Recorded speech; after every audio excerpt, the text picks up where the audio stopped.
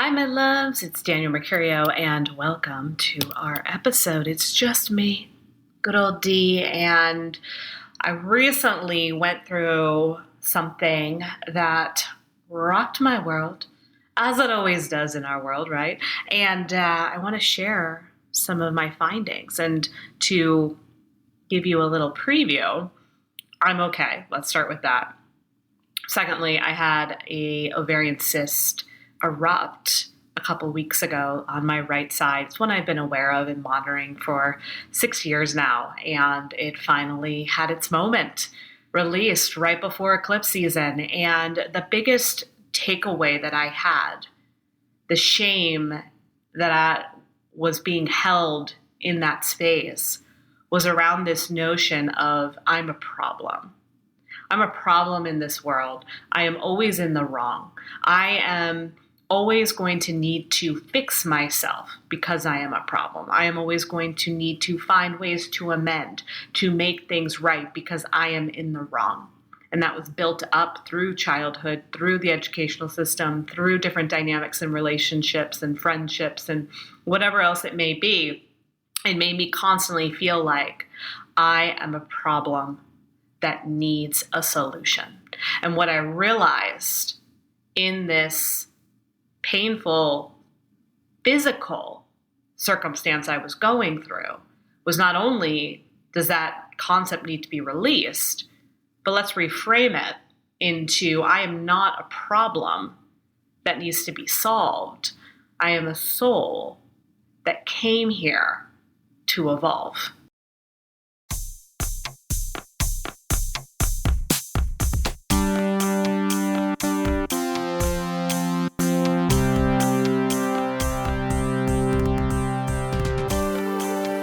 Danielle Mercurio.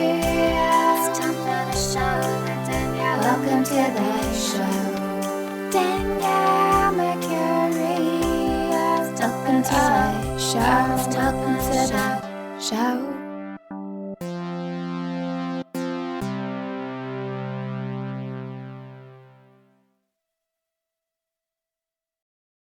All right, my loves, let's get into this. Make sure you stick around to the end because we're going to do a little meditation visualization to move through this if it's resonating with you.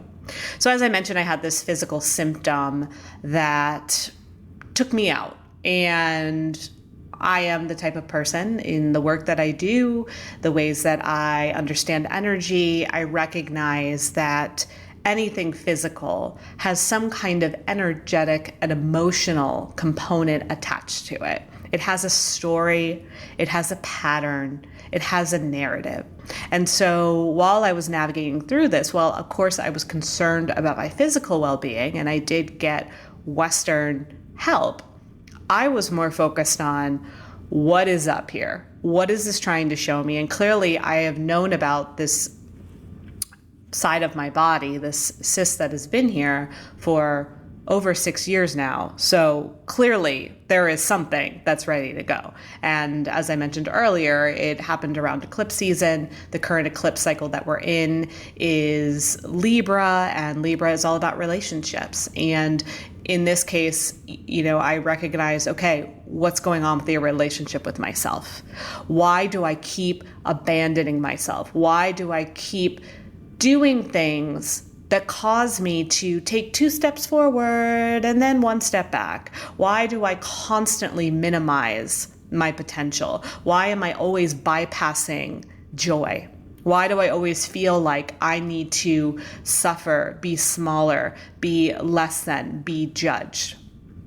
And while I have come a long way, and I am very confident in who I am and what I'm capable of, there's still this lingering side effect of, am I going to be able to survive? Am I going to be able to take care of myself? Am I really able to believe what's possible in this life? And for some reason, I always get so close and then I shortcut myself. I, hold back, get guarded.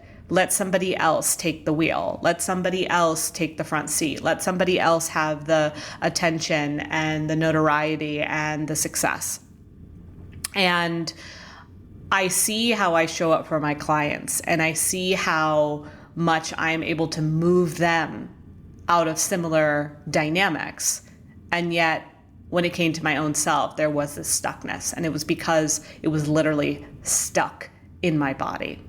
And so this notion of I'm not a problem that needs to be solved, just a soul that's here to evolve, really spoke to me.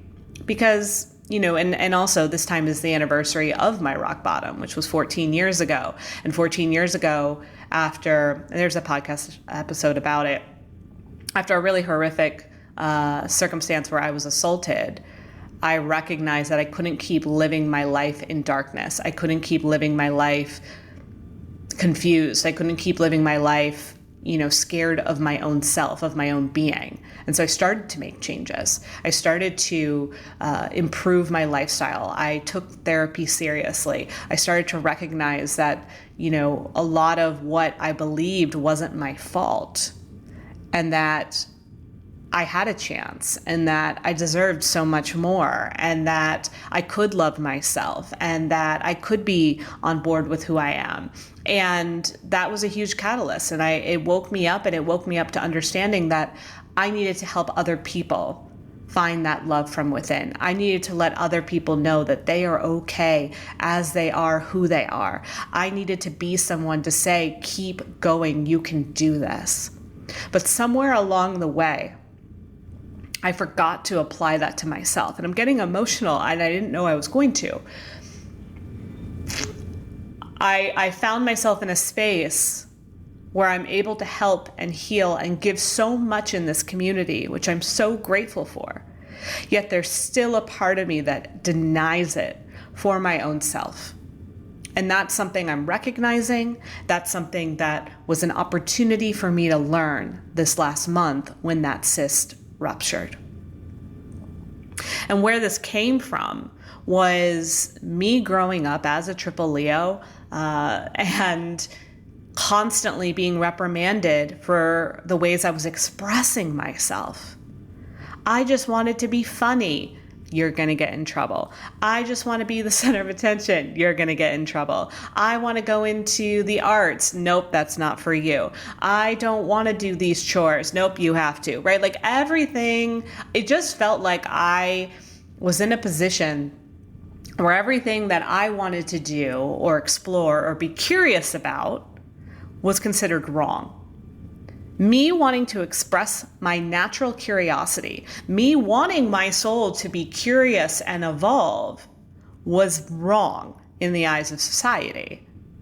I had to be boxed in.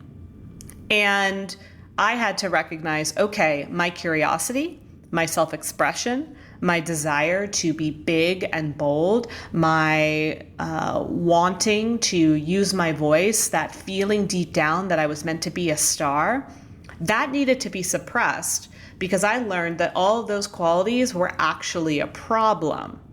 And if I continued to be a problem, I would continue to get punished. I would be in trouble.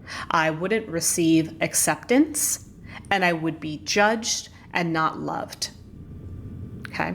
This also applied to my body as well. No wonder I struggled with my body image, because once again, your body was meant to look a certain way in the lens of society. And if you couldn't look at your body in that quote unquote perfect model form, then that was a problem. So I just learned how to stack up more and more reasons as to why I was a problem in this world.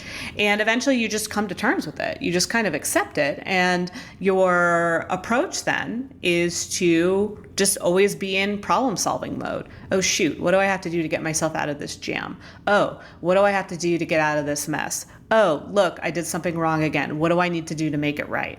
Oh, I did get to do something fun, but it was really temporary because then I got in trouble and I got punished. And so what happens then, all this stuff that happens to us, growing up, then becomes the model and the framework for how we're going to be an adult. So my model, my framework was I'm a continuous series of problems that need to be fixed. And I am someone that never quite gets it right. So I always have to work extra hard to prove myself and to find ways to get it right. And a lot of times those ways were shortcuts because it was the only way I knew how, because I was going against my natural intuition. I was going against my natural expression. Once again, I was going against my natural curiosity. And so I'd have to find shortcuts and hacks to make myself fit in, which is exhausting. And it creates a lot of burnout. In romantic relationships, I recognize that I was uncomfortable fully being myself and being vulnerable and sharing and expressing who I was, because once again, that would be deemed as wrong. So I just attracted men that were also a problem for me, because again, when this stuff is happening in your adulthood, the only way you know how to deal with life is in the ways that you dealt with it growing up, in the ways that you were conditioned. So for me, my framework was, okay, if my life is constantly a problem, then my dating life is going to be a problem. And my dating life is going to be wrong. And my dating life is something that always needs to be solved and always needs to be in fix-it mode. And I'm never going to get to the love. Same with career. With my business, I'm always picking on it. I'm always looking at where the problem is, because that was my mentality. And so when you run a business, when you are in a relationship where you're problem focused, you don't really get an opportunity to get to the good stuff. You can't really access the love and the success and the abundance because you're in the problem. And the problem is a lower frequency. It's a lower vibration. And the problem makes you think that you have to act and do certain things in order to be validated, in order to receive love, in order to survive. Okay? And so I thrived in a way on being in fix-it mode. And then when I started to move into the self-help world, perfect. Oh my gosh, look at all these problems. I have ADHD. I have body dysmorphia. I have low attention span. I have this and that and that. Perfect. What do I need to do to solve it? And I think that can be a beautiful thing in the beginning, right? To recognize where you might be lacking, to recognize where you could use help, to see where support is going to be beneficial. And then to kind of get into problem solving mode. Amazing. That's what I do as a coach. I look for patterns, and then we look for ways to release those patterns and create new ones. However, there comes a point where then that has to stop, right? We have to stop attracting things we need to solve. We need to stop the pattern of always being in fix-it mode. And we need to start moving into a space where we attract stability and consistency. And yes, there will be challenges. And yes, you will do things that are quote unquote out of alignment, or you kind of fucked it up. That's going to happen. And that's when you lean on the support, or you lean on tools you've used before. But we can't have this running in the background constantly. It's like keeping your computer on all the time and never shutting it down, never restarting it. Yeah, it'll keep working, but the operating system isn't going to be as strong if you don't give it some rest. And so we've got to give our mentality of, if you resonate with this, I'm a problem that needs to be solved, a rest, so we can just be in the opportunity and stop worrying about fixing it, stop worrying about solutions. But it's gotten really clouded, and we're not, I think because the self-help world has blown up so much, and because technology now allows us to literally go on Google, why did he stop talking to me? What do I need to do to fix that? Why can't I, hold on to money? What do I need to do to fix that? Why can't I, keep a job? What do I need to do to fix that? Okay. And again, that's not a bad thing. It's not a bad thing to be like, what am I doing wrong here? But we need to recognize, is what we're doing wrong a buried belief that we're constantly wrong? And even if we solve the career thing, then it's going to be like whack-a-mole, and now it's going to apply to our relationships, and now it's going to apply to our finances, and now it's going to apply to our health, and now it's going to apply to our, body. So it's this awareness that I had is something that I'm moving through and still working on, and it's where I want to live going forward. I want to live in a space, and I'm getting emotional again, but I want to live in a space where freedom is my constant, where I'm allowed to choose fun and I'm not going to be reprimanded. I'm not going to be thinking in the back of my mind, am I going to get in trouble? Is someone going to think poorly of me? I'm going to stop micromanaging how I show up because of not wanting to be in a space where I could mess something up. But the thing is you're going to mess up your life if you're micromanaging it. You're going to mess up your life if you keep creating problems for yourself. And I get it. It's not your fault. If you're in this space where it feels like you're constantly attracting problems, you're constantly not in a space that feels fulfilling, we need to take a step back and look at that. We need to look at, why our life has become consumed with things that we need to fix, because we think fix-it mode is the only way we'll get love because that's the only thing that worked back in the day. Oh, you got bad grades, you need to fix that. Oh, you spoke out of turn, you need to fix that. And then you do fix that, and then you don't get in trouble. And you do fix that, and you get into college. Then you do fix that, and you get, rewarded. But you're the reward. The reward is that you get to be here. The reward is that you get to evolve your soul. The reward is that you get to be curious. The reward is that you get to experience love. And you don't have to live in a mess.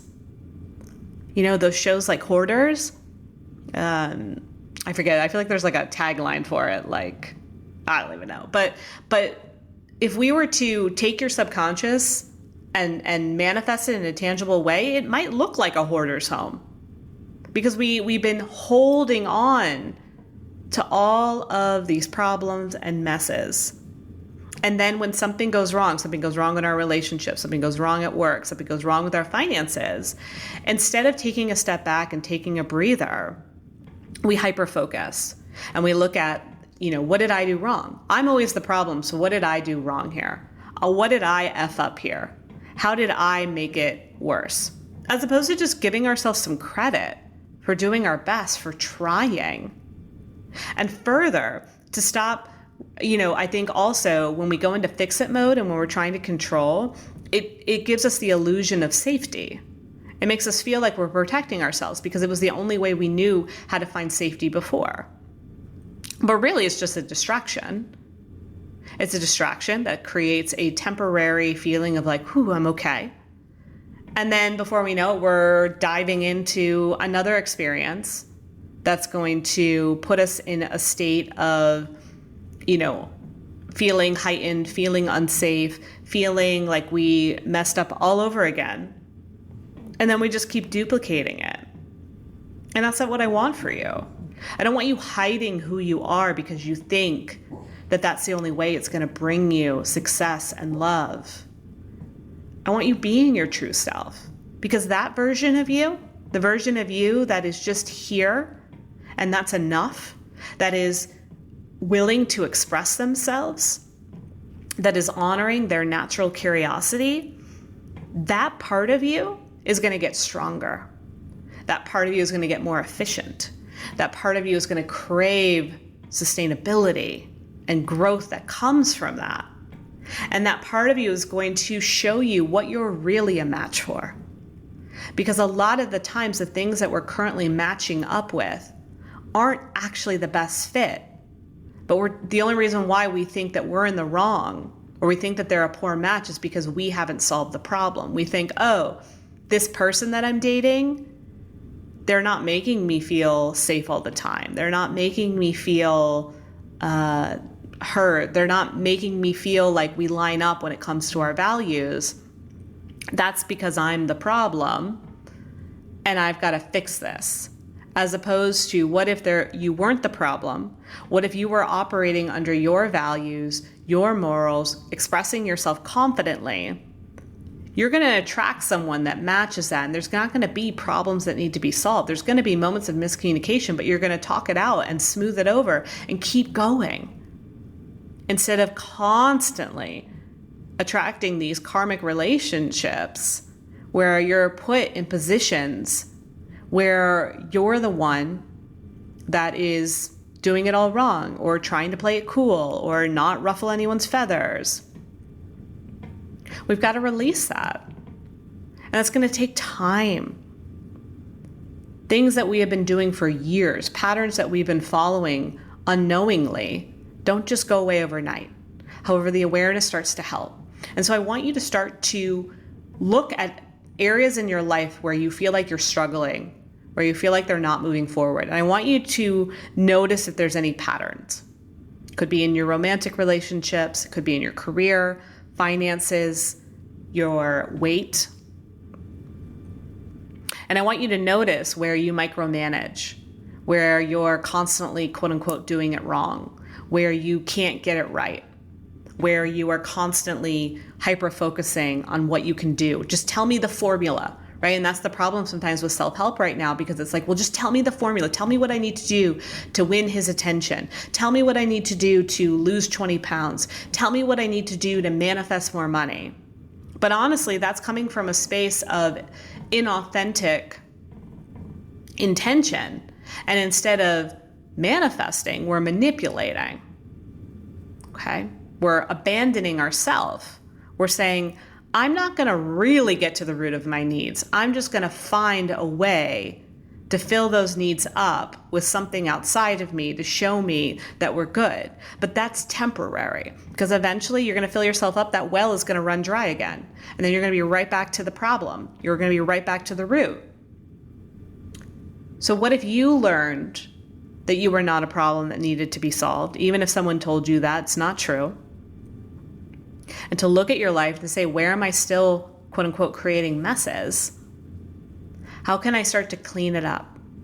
How can I start to realize that this isn't serving me? It's not serving me to continue, at least for me, like it was really hitting in a lot of areas of my life, but really hitting in, I feel like it was hitting everywhere actually. Who are we kidding here? But like definitely seeing it in dating, seeing it with career, even finances a little bit too. There's kind of this feeling of like, well, you can, and let's go back to dating, because I feel like that's prevalent for me, because that's the area of my life where I've had the least amount of success.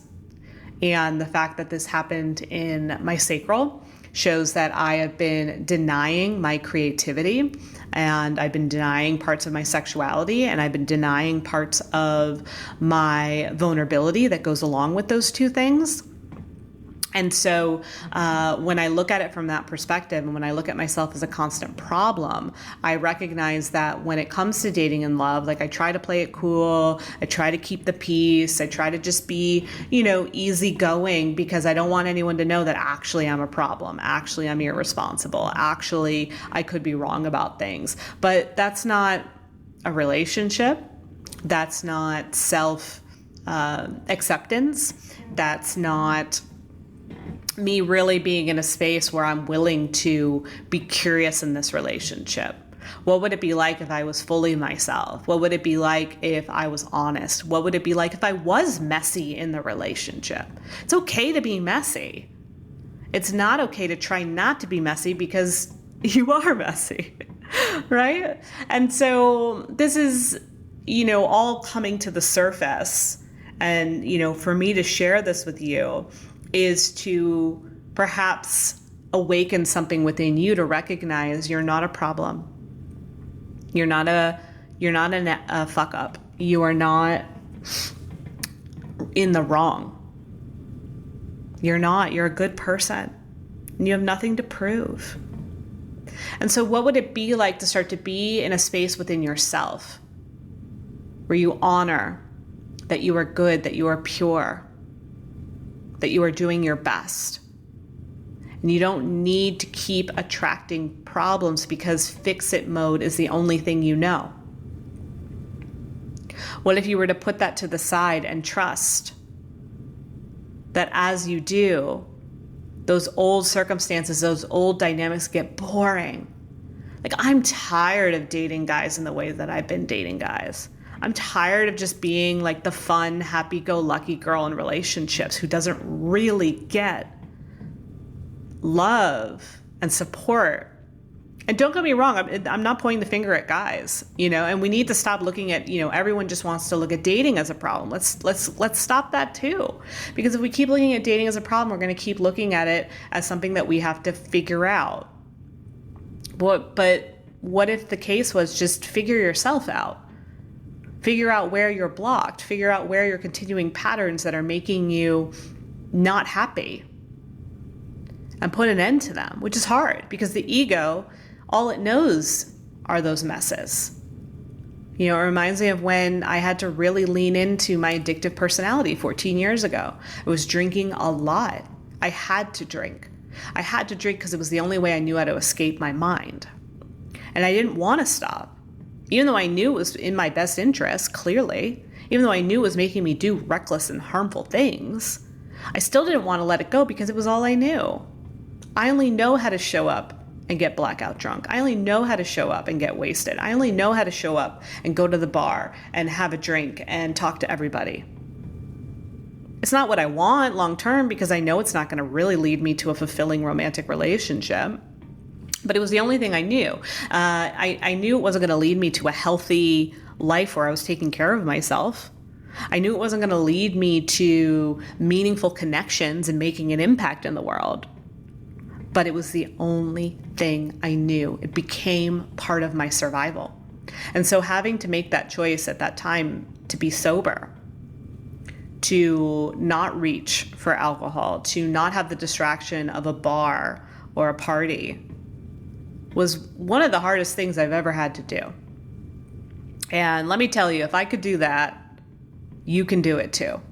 If I could learn how to also manage my eating and not binge and not constantly put on weight and then take it off and put on weight and take it off, you can too.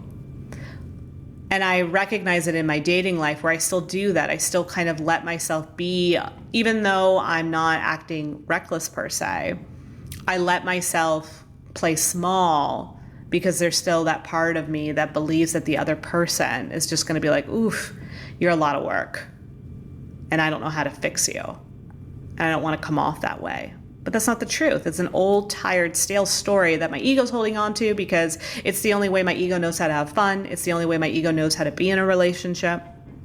And it's not the way that I want to show up anymore. It doesn't feel good to be with myself the next day after going on a date or like being with someone and being like, shit, I held back, And I believe with the right people, they're going to open you up. But I haven't really allowed that because my pattern with dating is, it didn't work out, or, we're still dancing around with this dude, or, I'm the single one, right? Like there's these old narratives that just showcase problem after problem after problem. No, thank you. I really don't want to exist that way anymore. And I really don't want you to exist that way anymore. And one of my specialties is helping people move out of that kind of existence, of course. And then finally my sister's like, well, you see where you're doing it in your own life? And I'm like, oh, hey there. Hey. And so my intention and what I'm sharing with all of you in this opportunity that I'm in, and something I've asked before if you've listened to the show for a while, is to stay in the momentum of my curiosity and my expression and trust that I'm supported in the process. And what that really means when it really comes down to it is believing in my own self, trusting in who I am and what I stand for, not engaging in hyperfocus or fixing, and to recognize my role and letting my soul move into its proper place of continuing to evolve. And so, for any of us, this is an awkward phase to move out of problem solver and move into just being yourself without the past heaviness, without the baggage, without the feeling of I need to be fixed. It's going to be a little vulnerable. But what I recommend that you do in whatever area this is happening, especially if it's happening in a relationship, in a job, You're going to need to be vulnerable. You're going to need to learn how to speak up and express yourself. You're going to need to trust that saying the things that you need are warranted. And if the person on the receiving end isn't receptive to that, then that is the problem, and you walk away from it. So often we're trying to fix the other person, our work dynamics, whatever it may be. But what if it was just a simple understanding of, hey, I was vulnerable. I shared. I did my best. I spoke up for what I needed. I presented myself in ways where I asked to be seen and heard. And if the person or the situation on the receiving end isn't able to comply with that, then we've got a problem. And you don't have to fix it. You just have to walk away from it. So this is about learning what isn't a match, learning what you may have attracted because you're used to being a mess, and start practicing walking away, being in the sacred in between. Because it means, like for me in particular, like I'm thinking about certain dynamics that I don't think I can engage in anymore. And that might mean I'm going to be a little lonely. That might mean that, I'm not going to have some fun moments that maybe I crave. But I know that deep down, in saying no to those things that are really just hurting me and just creating a temporary high or a temporary illusion of fun or trapping me in not being able to express myself, if I can give myself enough space to wean off of that, I get to latch on to something better going forward, something that is sustainable and long-term and fulfilling. But long-term, fulfillment, sustainable, supportive, those are things that we're likely uncomfortable with if we're always the one that was used to being a problem. If we were told we were a problem, how the fuck are we going to know how to be fulfilled? How are we going to know how to be supported? How are we going to know, any of those things? So we have to give ourselves space. Wean off the energy that creates problems and fix-it mode. Be in the space of the in-between, giving to yourself. This is now the space, this is the bridge where you are learning how to lean into yourself, learning how to give yourself some compassion, some grace, learning how to develop your inner intuition. And then from there, you latch on to more appropriate matches, to things that feel more true to the ways you've always wanted to be expressed, to the things that seem to line up with your own curiosity. There will be an instinctual flow that will happen. And then from there, the work, and again, doesn't mean it's all done. The work is noticing when you're in these new dynamics, how are you willing to practice and play from there? It's like just because you find then the worthy match, then the next space is, okay, now I'm going to really be myself in this match. And literally, what's the worst thing that could go wrong? You recognize, nope, tried this out, didn't quite work, that's okay. We have to be all right with the fact that I think sometimes in the self-help space or the spiritual space or the manifesting space, we think like, oh, this isn't what I thought I wanted, or this isn't going the way that I hoped. What do I need to do to fix it? Or what do I need to say? Or what am I doing? And then again, we go back to that space. We want to notice that. Because the things that are meant for you should be like 80% right, if not more. But a lot of times we hold on to things that are only about 20% meant for us. And then we're trying to solve and fix the remaining 80%. So we've got to flip that around, right? So my hope is that this brought in some enlightenment. Thank you for letting me share. It was a little more tender than I recognized. And once again, I want you to know you're a good person. And you aren't wrong for being you. You don't have to feel guilty for every move that you make. I promise there are more things that you are doing right in this world than you're doing wrong. Lean into that. Trust that we want to see the true self. Believe that your natural, vibrant, exuberant, lovely self is what we're looking for. Show us that. And then you can really see what the world wants to show you right back. Stick around for a little meditation, but let me leave you with this. I am not a problem that needs to be solved, yet a soul that's here to evolve. I love you.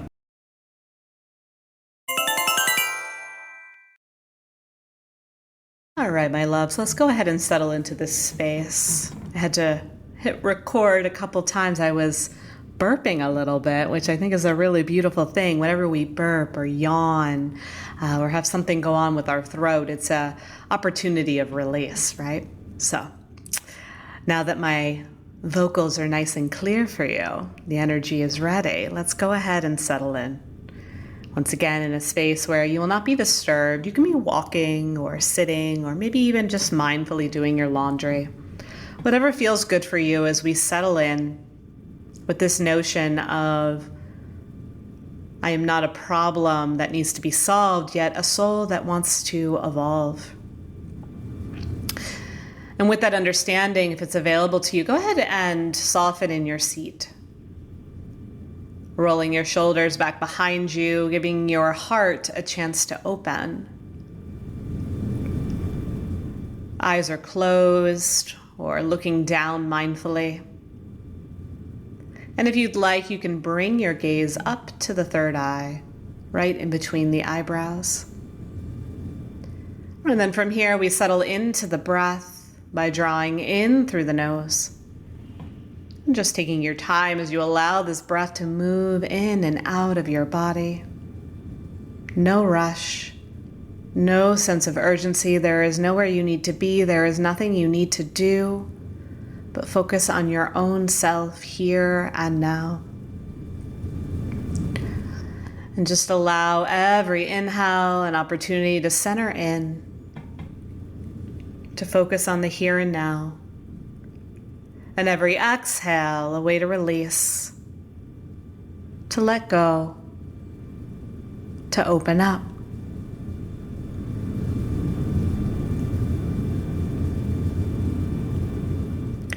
And as you do this, begin to separate from the mind, feeling as if it could lift out of your crown and float to a different space. And with the mind removed, I want you to go deeper down into your heart, maybe even into your belly, into a space that feels inviting, that feels like that deeper part of you that is meant for soul evolution, self-expression, natural, instinctual curiosity. And as you go to that place, allow the breath to move with this part of you. Inhaling in, exhaling out, inhaling in, awakening, evoking this part of you. Exhaling, speaking it out into the world. And just continue to connect with it, going deeper and deeper and deeper in, becoming more relaxed and comfortable with this part of you. This is your true self. This is your true voice. This is the mind of your soul. And with that understanding, with that notion, this is where you make choices. Keep breathing in, breathing out, continuing to relax, continuing to be at ease.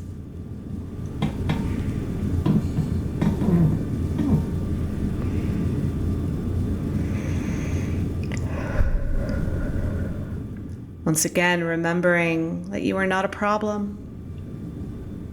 You are not wrong. You don't have to fix every moment of your life to be loved, to be able to survive, to be able to receive good things. You are a good person with a good heart that means well, that is doing their best. I want you to bring in some forgiveness for all the moments you might have ignored that notion. You might have prioritized hyperfocusing and fixing. I want you to have compassion for the moments you tried to find safety in lower frequencies, when you tried to distract or protect yourself. I want you to realize that these patterns of being a problem, of always creating messes, is something of the past. That was your learning. That was your opportunity to receive lessons. However, now you're in a space where your soul is ready to evolve. And it wants to evolve from a place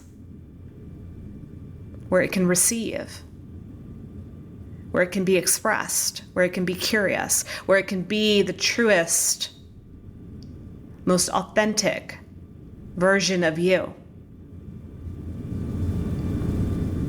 Continue to breathe in and out, going deeper and deeper down, to make a commitment to yourself to no longer bypass happiness or love, to trust that it may feel a little awkward, but it's safe to be vulnerable, to share your heart, to ask and request the things that you need, even if they've been denied in the past. In the present, they have a space to be heard. In the present, you have the right to be seen.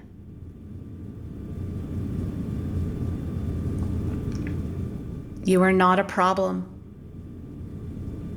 You do not have to apologize just for being you, for asking a question,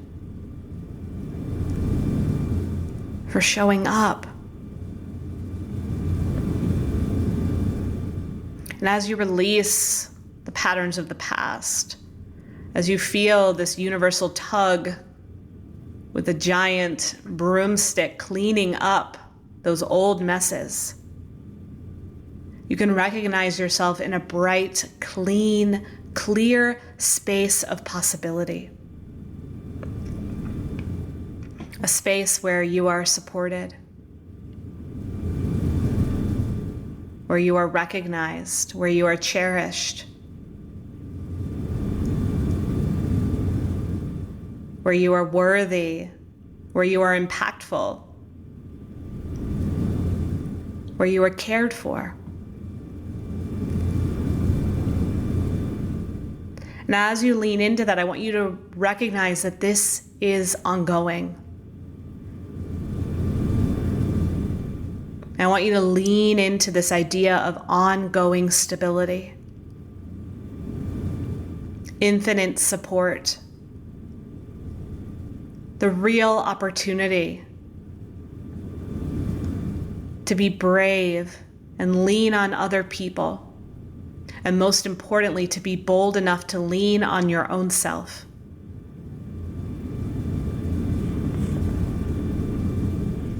You are exactly where you need to be. And you are expanding ahead in ways that will advance your soul and bring you into more accelerated states of joy, love, and abundance. Trust that you are a solution just by showing up, that you are right to be here, that you are deserving, and that you get to participate in this life as you are.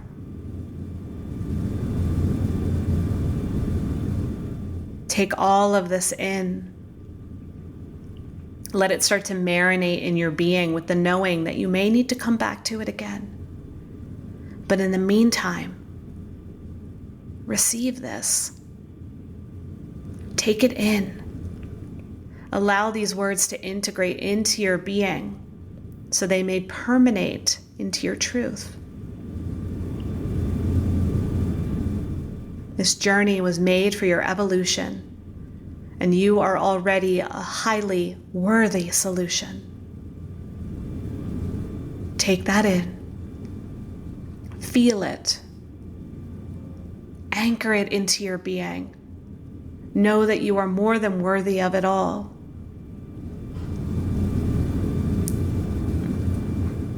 And now breathe it in long and deep, holding the breath in that special space inside of you.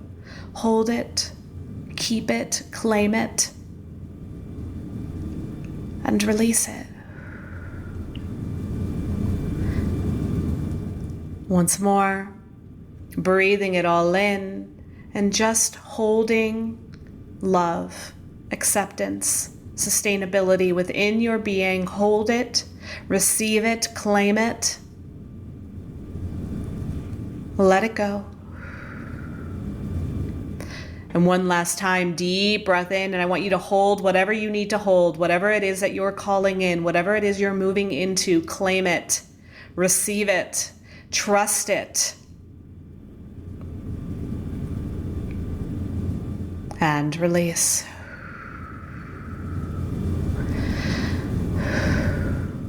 Relaxing the breath, coming back fully into your body,